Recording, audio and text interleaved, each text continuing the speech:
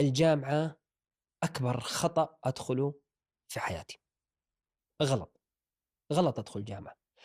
أول شيء تأخذ زهرة شبابك وتعدمها لك، وتدخلك في ستريس وانت في بدايات العشرين.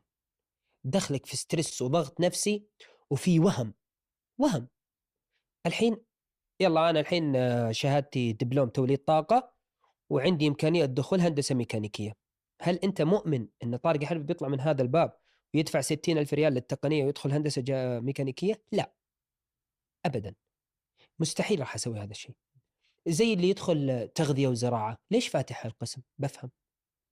جغرافيا، قسم جغرافيا، ورني يلا فيكم أحد الحين يتجرأ الحين يخش جامعة قسم جغرافيا؟ الجامعة ضحك على الدقون. الجامعة تدخلها تضغطك نفسيا، تدمرك في شبابك، تتخرج منها تطالع في الشهادة. تدري ليش قاعد طالع في الشهادة؟ لأنك أنت ما أخذت السنوات هذه في خبرة معينة تقدر تفتح فيها مشروعك أو تتوظف عليها. كل الناس المقبولين عندي وشركاي، هذا شريكي واحد من أهم الشركاء عندي، شهادته علاج طبيعي. إيش هذا؟ شو الفوضى هذه؟ هذه كم سنة دي؟ كم قيمة السنوات دي اللي راحت من حياتي؟ كم واحد فينا الحين جالس هنا طيب عنده شهادة جامعية ما يمارسها؟ طب أنا درستها ليه؟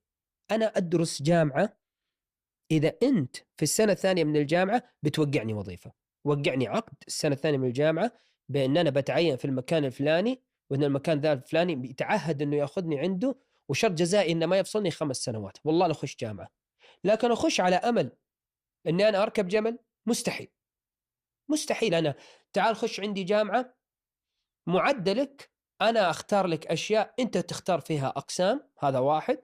اثنين، على حسب الدكتور